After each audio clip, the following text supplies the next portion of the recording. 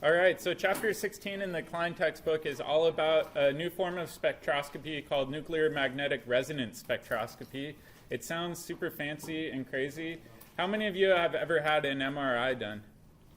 A few people? So an MRI actually uses the exact same sort of technology. Does anybody know why they don't refer to it as nuclear magnetic resonance spectroscopy? Because it freaks people out. You're right. So really, it's the exact same technology that's used in MRI machines.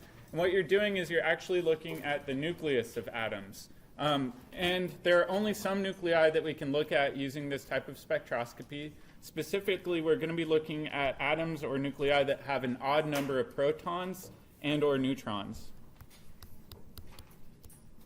So atoms or nuclei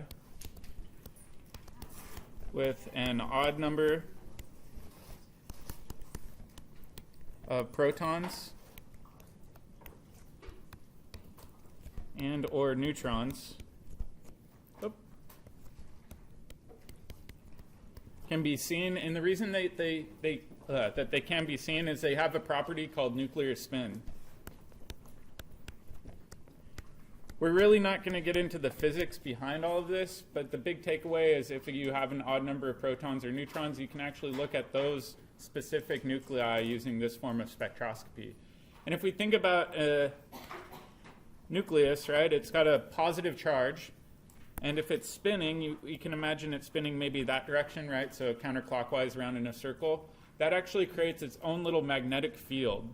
So if you've taken physics, you know that spinning charged particles create magnetic fields, and the magnetic fields kind of go out like this. This is just kind of a quick and dirty view of the spinning nucleus, and they have a north pole up here, and they have a south pole down here, right? So they're almost like little spinning tops, spinning around really quick, where they've got magnetic north pole and south pole, and in normal conditions, they just spin around freely, and we've got this diagram on the right showing them pointed in all different sorts of directions, right? However, we can actually get these to align all in the same plane by applying a stronger magnetic field. So I wanted to show you guys this simple tool that I have, and the link is posted in OneNote, and I can send it to you guys later if you want. But let's imagine that one nucleus is almost like a compass, right? It's got the north pole and south pole, just like I told you guys. What I'm going to do is I'm going to introduce a bigger magnetic field in the top. So can you guys see that? I'm just going to set that to about 3 right there. So that's 3 millitesla. And what I can do is apply a perpendicular magnetic field. So I can bump that in, and the perpendicular magnetic field will actually knock it off axis, right? So the analogy I like to use is pushing a kid on a swing, right? If you go up and you want to push your kid on the swing, you don't want to go like this, right? That's not good pushing technique. You also don't want to go push, wait 5 minutes, push. That's not fun for anybody. So the goal is to find not only the magnetic field going perpendicular, but the frequency of pushes where you can knock that nucleus off axis, just like you want to push a kid as high as the kid can go on the swing set. So let's see if we can get this going here. I'm going to set this to about 0.5 Hz, and you can see that perpendicular magnetic field is now causing this nucleus to oscillate a fair amount, driving it off axis, but really it wants to go back into that perpendicular field going straight up and down. That's the stronger the stronger magnetic field. And the whole idea with this form of spectroscopy is you're trying to find the frequency that's the best for knocking a nucleus off axis. And we don't actually apply little magnets to the side of each atom. Instead, we have to use electromagnetic radiation, specifically in the form of radio waves. So we'll talk about that more in a second, but I just wanted to show you that. Here's some links too. So let's make some notes. We align nuclei in a magnetic field.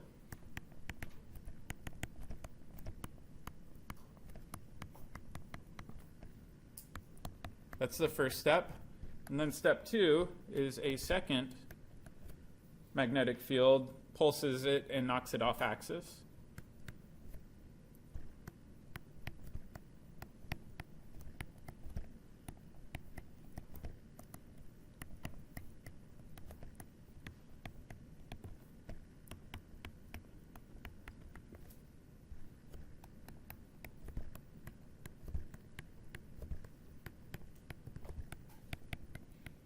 And then after it gets knocked off axis, we actually wait for it to relax back into the plane of that stronger magnetic field. And when it does that, we can actually detect it using an array of coils around your sample. So we'll say the detector records the nuclei relaxing back. And it's a little bit weird and abstract to think about this relaxation pathway. So again, I'm going to show you guys kind of a short video. So you can imagine, let's see if I can get this going. If you've got a nucleus and you knock it off axis and it's spinning, it's actually going to spin like a top going back into that parent magnetic field. So it gets really complicated, really mathematical. There's a lot of physics involved here. We're not going to get that far into it. If you go on and take more advanced chemistry, you'll talk about this in more detail. But that's kind of the bare bones physics background that you need to know. And it's a little bit weird, but this relaxation pathway can be measured. And we do this by recording the relaxation over time. And so, for example, it might start out looking like this, and then just goes completely flat, right? So you're knocking it off axis, and after a while, it just relaxes back into the plane of the field and stops spinning as much. Or it's still spinning, but not off axis. This is called your free induction decay.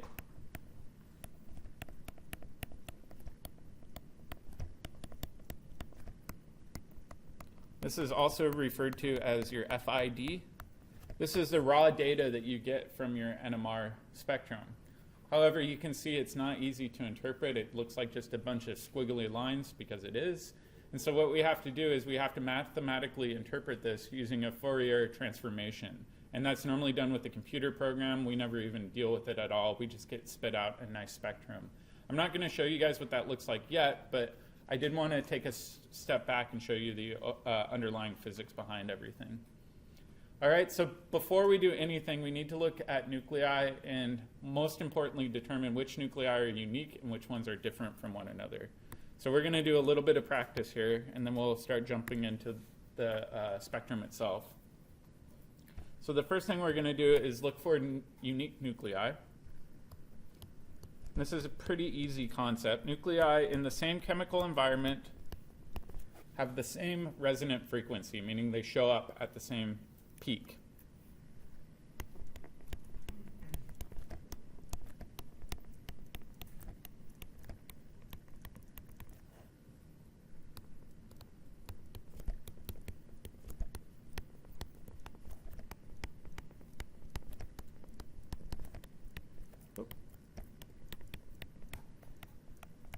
And some people wonder what I mean when I say resonant frequency. It kind of goes back to that kid on a swing analogy. The resonant frequency is the appropriate frequency of pushes to knock that kid as high as they can go on the swing.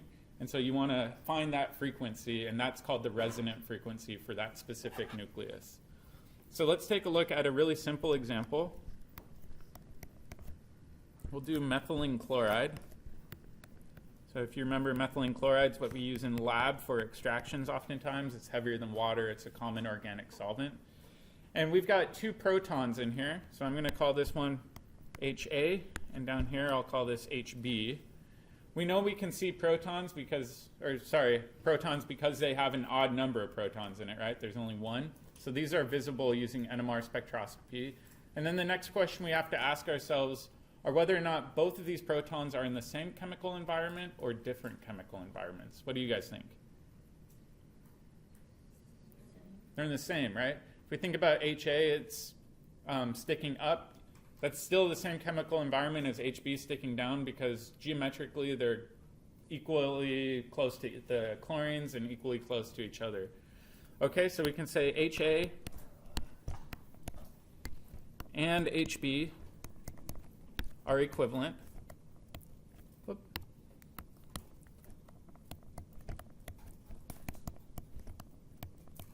Specifically, they're in the same chemical environment.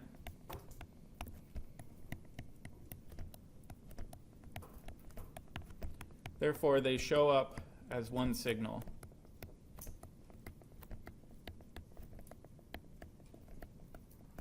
Makes a lot of sense, right? Let's do another one. let's do diethyl ether. Again, I'm going to draw all of our carbons so we can keep track of everything. And I'm going to include all of our hydrogens as well.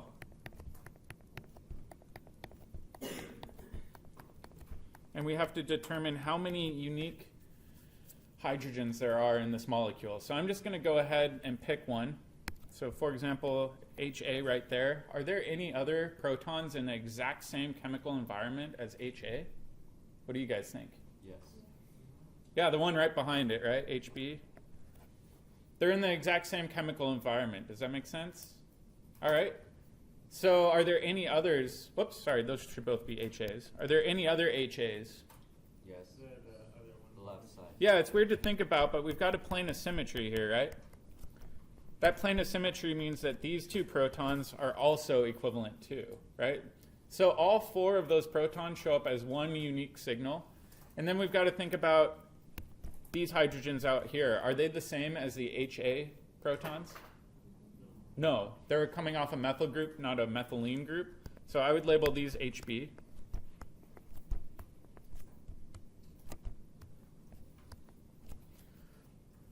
So we can make a note.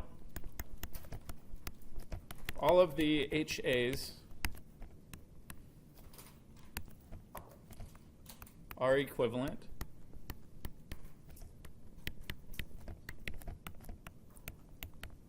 But they are different than the HBs.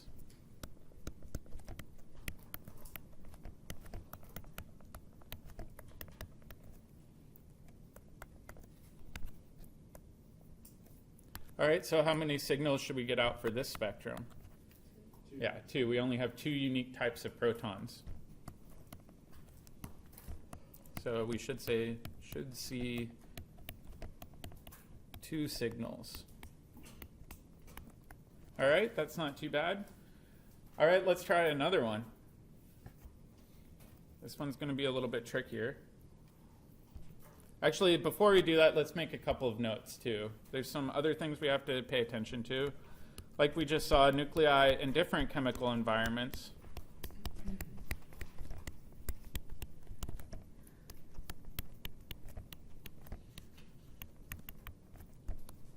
have different chemical frequencies or different resonant frequencies.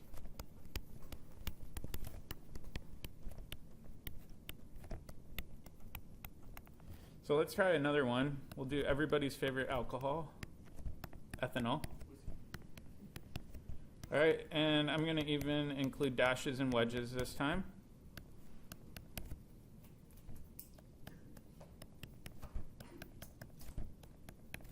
Okay, so how many different unique protons do you think we have in ethanol? 3. What do you guys think? You can check with your neighbor.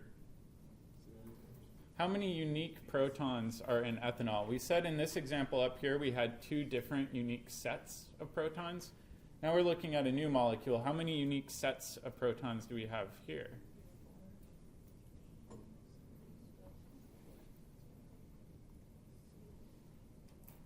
It gets a little bit abstract. But let's stop and take a look at this one, right? So this green HA that I've labeled right there, are there any others like it? Yes. Yeah, definitely. I would say all of these are actually equivalent. And this sometimes tricks people when they say, well, that HA on the very bottom is closer to the oxygen. How could it be equivalent to this HA up here? What do you guys think? Yeah, the sigma bond rotates. So if you imagine this like a spinning helicopter blade, they're spinning so fast, they're essentially occupying the exact same chemical environment. They're blurring together on this time scale of NMR. Okay, so all of those are equivalent. We know that they're different than this one, right? Are there any others like that one? Yes. Yeah, the one behind it, right? There's also a plane of symmetry where you could cut this molecule in half, and the front half is the same as the back half, right? So those are unique. And then last but not least, we've got HC down here.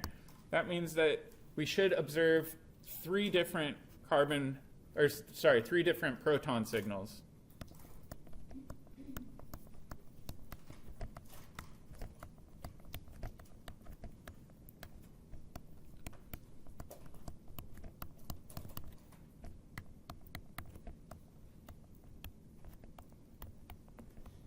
And I do try to be specific with the type of spectroscopy, right? In this case, we only care about protons. So we do want to indicate we're doing proton NMR, not another type of NMR. So for example, we could look at the carbons in this doing NMR, but can we look at carbon-12? If we look at carbon on the periodic table, it's got an even number of protons. Can't be carbon-12, that would have an even number of neutrons. What's another type of carbon we could look at? Carbon-13, right? We saw with mass spec that carbon-13 is present at a 1.1% abundance. So how many unique types of carbons might we be able to see? So using the same logic, are both carbons in the same chemical environment or different chemical environments? Different, right? One's closer to the oxygen, one's further away, so we've got two unique types of carbons. So if we think about carbon NMR, we should observe, sorry, that B looks funny, two different carbon NMR signals, and specifically it's carbon-13 NMR signals. Does that make sense? All right, let's try a challenge one.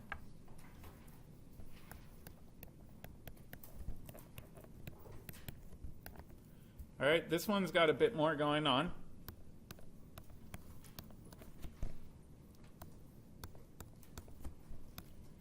And I'll show you guys a trick too. Some people, instead of drawing benzene rings with alternating double single bonds, will actually show it like this. And why do you think that is? It's easier to draw. Another reason, right, is we've got resonance, right? We know that it's not a true alternating double single bond situation. It's more a bond and a half all the way through the ring. So some people will show it that way. All right, knowing that, how many unique protons are in this compound? I'll give you guys a minute to think about this, but check with your neighbor and see if you agree.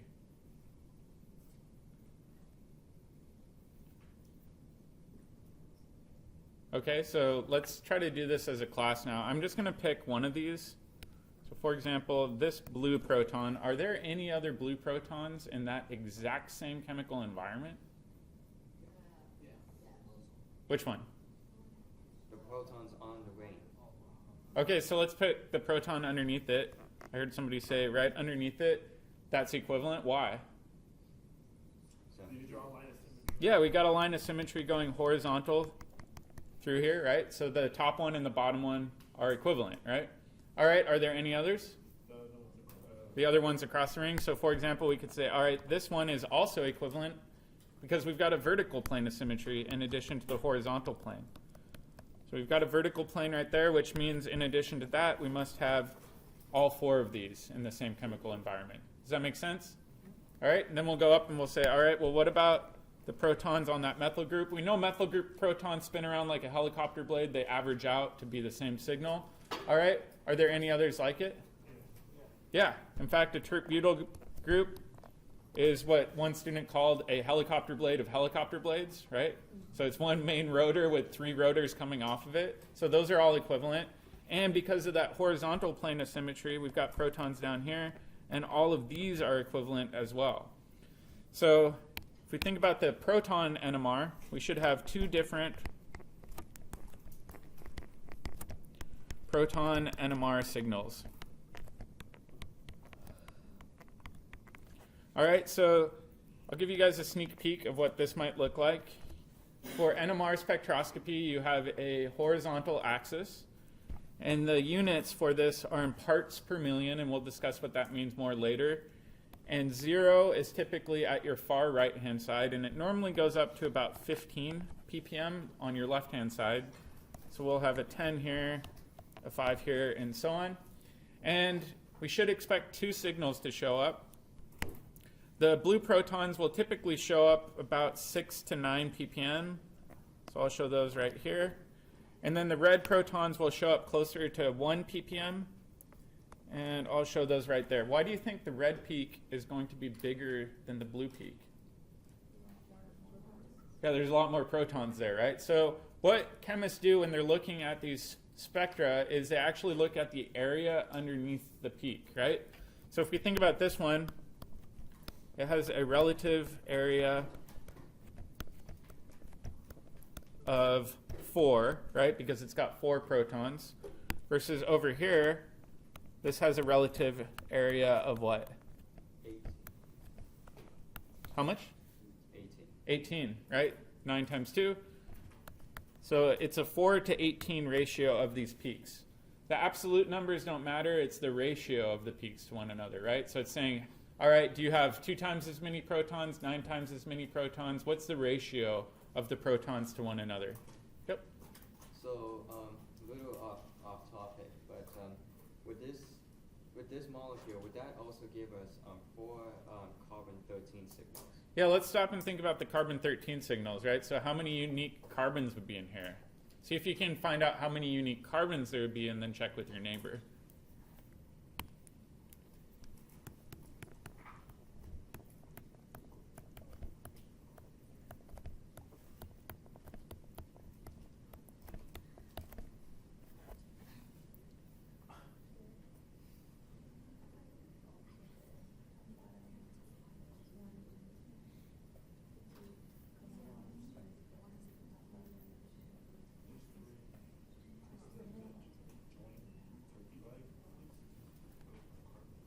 I'm going to actually redraw this down here just so we don't get confused.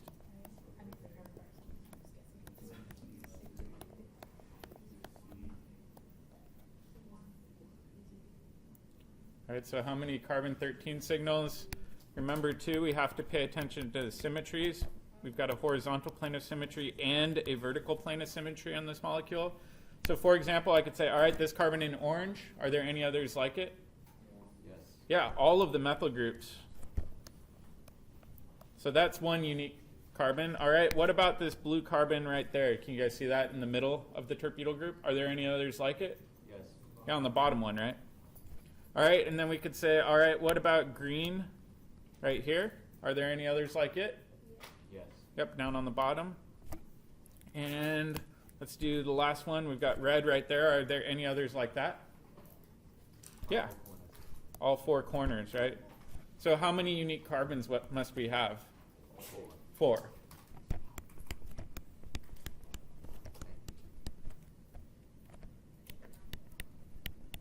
This does get pretty tricky, so don't rush through these.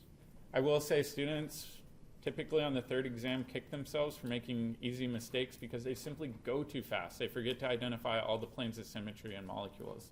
So slow down. All right, do you guys want to...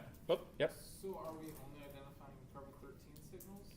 Yeah, so it's weird to think about, right? If you're looking at a sample, you're not looking at one molecule. You're looking at trillions and trillions and trillions of molecules. So the probability is you're going to have some with carbon-13 in any one of those carbon positions. And so you will see them as an average. Yep, good question. All right, let's try an extra hard challenge.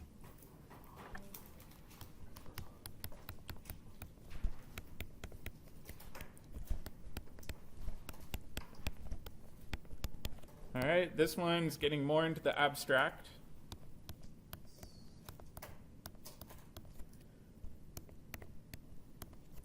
All right, I'm going to put 2 chlorines up here.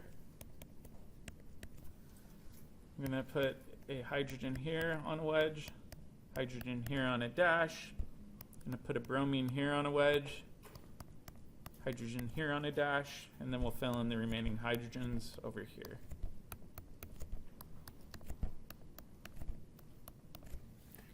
All right, see if you can identify how many unique protons are in this molecule, and then check with your neighbor.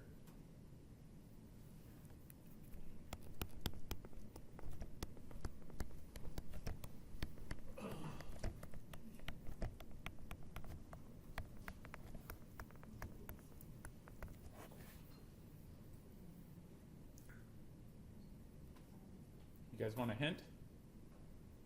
Is there any symmetry here? Not that I see. Some students get tricked and they say, well, shouldn't there be a horizontal plane of symmetry? What do you guys think? Yeah, we've got chlorines on the top, bromines on the bottom. That means we can't have a horizontal plane of symmetry here. Okay, so knowing that, We could, for example, say, well, this hydrogen on the top, that proton that I just labeled HA, is going to be different than the one underneath it. So I would label that HB, right? Same thing here. I'd say, all right, HC here would be different than HD. All right, this proton right here, there's really no other protons on a carbon attached to a bromine. So that's also got to be unique. So we've got A, B, C, D. I'll label this E. And then the million-dollar question, are these the same or are they different? Or are they different? The cis and trans to different, like, well, different. There's disagreement. This is good. That means we're learning. All right. So let's imagine we're the proton on the wedge, right? The proton on the wedge is syn to this bromine, right? On the same face. And it's anti to that proton. If we think about the proton that's a dash, it's anti to the bromine. That means they must be in different chemical environments, right? One's closer to the bromine than the other one. So it does get a little bit weird to think about. These are actually different.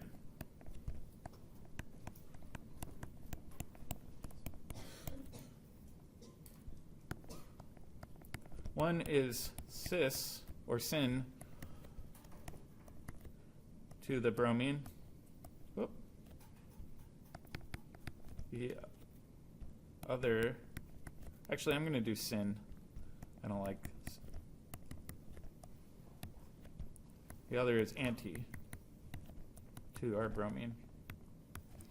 All right, so if we go through and label this, we've got A, B, C, D, E, F, and G. This really confuses students because they'd say they're coming off the same carbon. Shouldn't they be in the same chemical environment? Like I said, they're kind of locked into place, right? You can't spin these around like a helicopter blade, so one's always going to be closer to the bromine than the other one. Yep. So then if they were attached to a methyl group coming off in that area, then they would be the same? Yeah, anytime you see protons on a methyl group, we know that they spin around like a helicopter blade due to that sigma bond rotation, so those always are going to be equivalent. If you lock them and they no longer have the ability to spin around and rotate, then they can be different depending on their environment.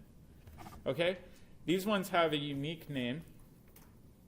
These are called diastereotopic protons.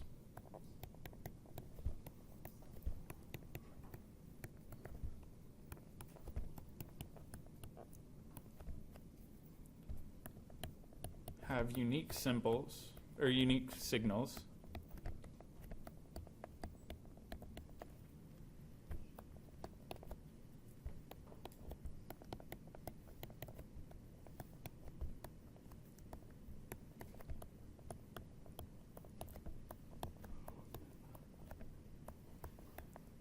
Since they're in different chemical environments. So the red ones that I've circled there are an example of diastereotopic protons. So if we look at this, we've got 2, 4, 6, 7 unique proton signals that should appear. Oftentimes students get confused and say 6 because they think the 2 red circled ones are equivalent. I'll show you guys a really good trick for identifying whether or not protons are diastereotopic or not.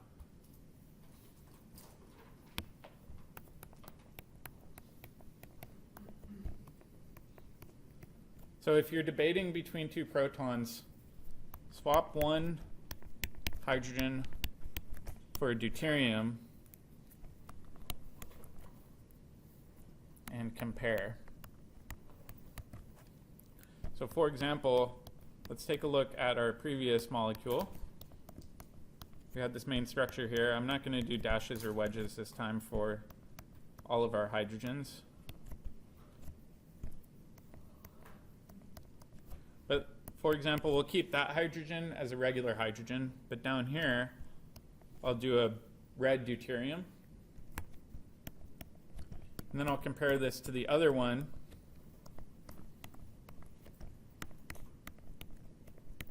Exact same thing, but I'm going to do the wedge as the deuterium now,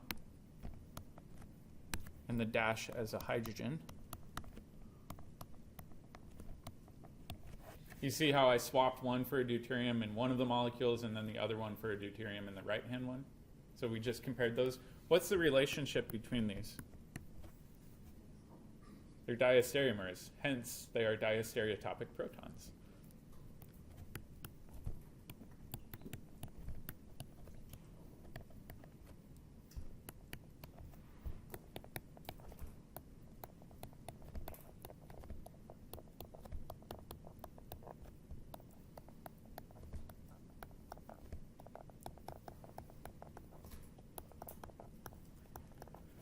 There's also different classifications for protons. There's homeotopic protons. Homeotopic protons are kind of what methyl protons are like, right? Where they're just equivalent. It doesn't matter if you swap out one for a deuterium atom or another one for a deuterium atom. They're always going to be the same molecule. There's also enantiotopic protons where if you do this trick, you don't have diastereomers, you actually have enantiomers. Those don't show up traditionally on NMR unless you're doing a chiral solvent. They typically show up as the same peak. So we're not going to spend too much time getting into the weird stuff. I simply want you guys to know that diastereotopic protons do show up unique all the time. Yep. So I'm pretty curious here. If we're going to have if every hydrogen is different in that kind of molecule, we're going to have all different carbon-13 signals, right? Yeah, so if we think about carbon-13 signals, just really quickly, how many do you think there will be if there's no symmetry? What do you guys think? All of them are unique, right? So we'd have 6, 7, 8, 9 total carbon signals that should show up as unique carbon peaks. Yep. All right, so, yep. And then for the, I know we're not gonna do a little graph thing, but if we were to look at the graph, the peaks would just be pretty small, because it's only one. That's a good question. So you were asking about the area underneath the peaks. Yeah. Remember that when we're looking at area, we're actually looking at relative area size. So we can use the computer to zoom in and make a small peak really big. It's just a relative area. Yep. In fact, let's talk about that in a little bit more detail. You beat me to my notes. So determining relative integration of signals. That's the area underneath the peak. All right, so let's do ethanol again.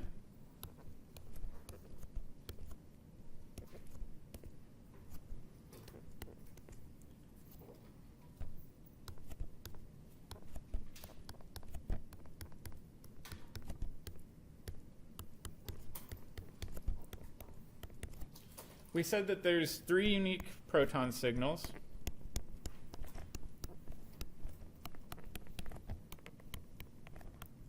And whenever I do this, I like to do what I call HA notation, kind of like you guys saw before, where I say, all right, all of these are equivalent, all of those HA protons, but they're unique from the HB protons like we saw before, and that's unique from our HC protons.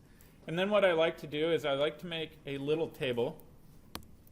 So for example, I'd say HX down here. And then integration is the area underneath the peak. That'll be in our right-hand column, right? So I'd say, all right, HA, HB, HC. All right, HA, how big should that peak be, its relative size? Large. Yeah, it should be the biggest peak, right? And we'd say its integration should be approximately 3. HB would be approximately 2, and HC would be approximately 1, right? So it's a 3 to 2 to 1 ratio. Some people will say, all right, is this absolute though? And like I've said, it's not. For example, this could be 300 or 3,000 to 2,000 to 1,000. All that matters is that the ratios hold true to the number of protons that make up those peaks, right? So don't get deceived by this. It's not necessarily an absolute number of protons. It's just the ratio of protons to one another. So I really like making these charts just to keep my thoughts organized, and I really encourage you guys to as well. We'll add on to it later and talk about splitting patterns, but I don't want to talk about that quite yet today. Instead, let's do a practice problem with this, and then we'll make an example spectrum.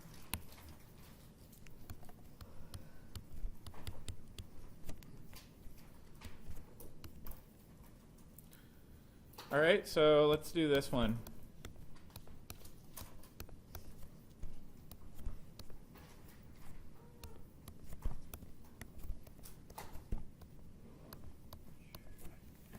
So we've got 3 terp-butyl groups coming off a benzene ring.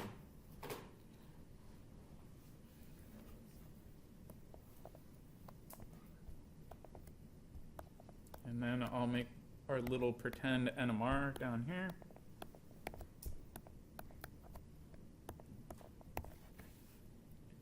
All right, so how many unique proton signals do you think there will be? Remember, in an aromatic ring system, it's not that they're localized double bonds, they're actually delocalized. Each bond is actually more a bond and a half, so all of those carbon-carbon bonds you can treat as the same. So like I said too, Some students, to avoid confusion, just draw a circle in the center. Whatever works for you.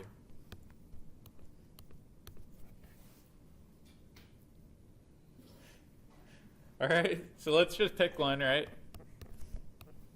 I'm going to just draw in all of these over here. All right, this red proton, are there any others like it? Yes. Yeah, you could definitely say, well, there's that vertical plane of symmetry. What about the bottom one, though? It is the same. It's the same, right? This actually has rotational symmetry, too. That catches people off guard sometimes, right? If you twist this 60 degrees, it's the exact same, right? So all three of these are actually the same due to rotational symmetry. Then we could say, all right, we've got all these methyl groups here. Knowing that, what do you think about those protons coming off of these methyl groups? They're all the same, right? All right, so let's make a chart, kind of like we did before. We'll label it HA and HB. And then we'll try to fill out our chart as needed, but we know all of these are unique. I'm just going to highlight all of these.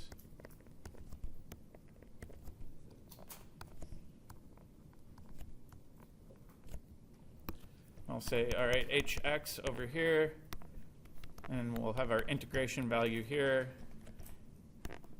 Oh.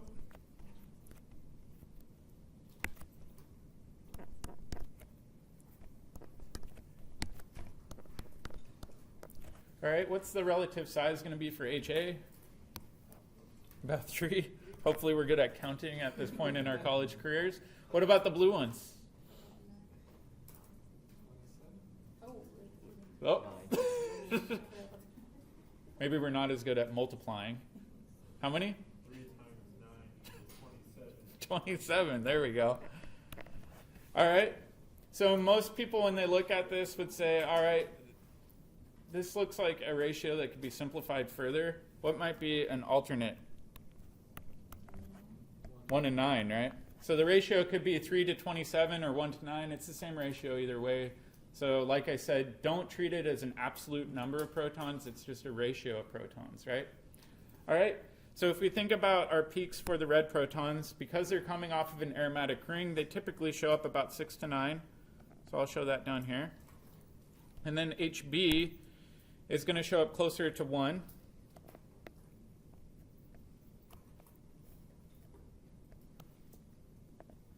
All right, and if we think about this, right, this peak over here is 9 times bigger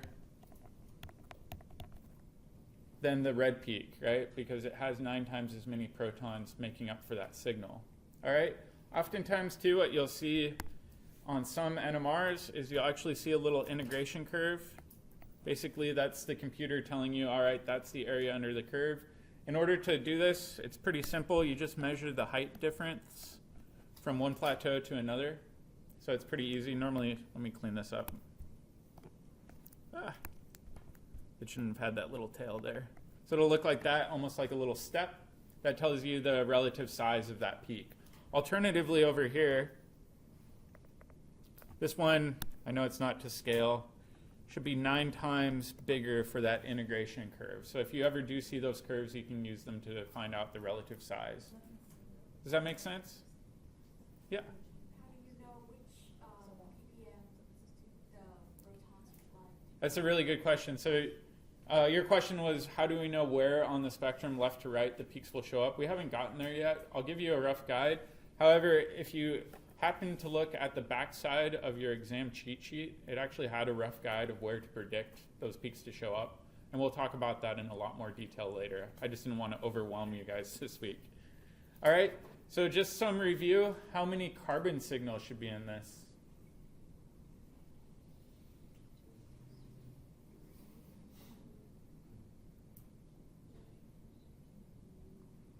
What do you guys think?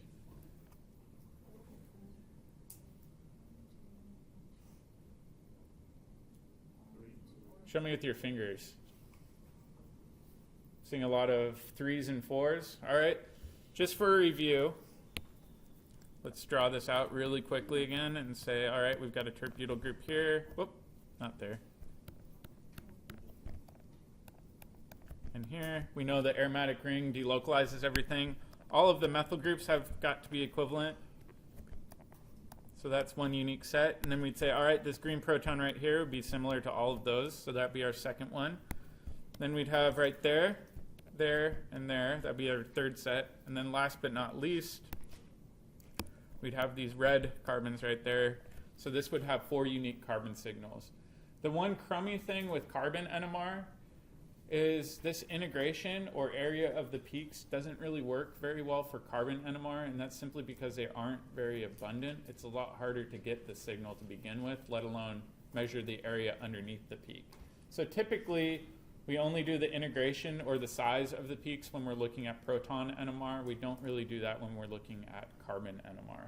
Does that make sense? All right, I think I'm going to stop there today. Tomorrow when we come in, we'll look at signal splitting and chemical shifts. I would recommend, though, if you guys have a few minutes to sit here and try to start on your pod and make sure that you're on the same page as your partner next to you.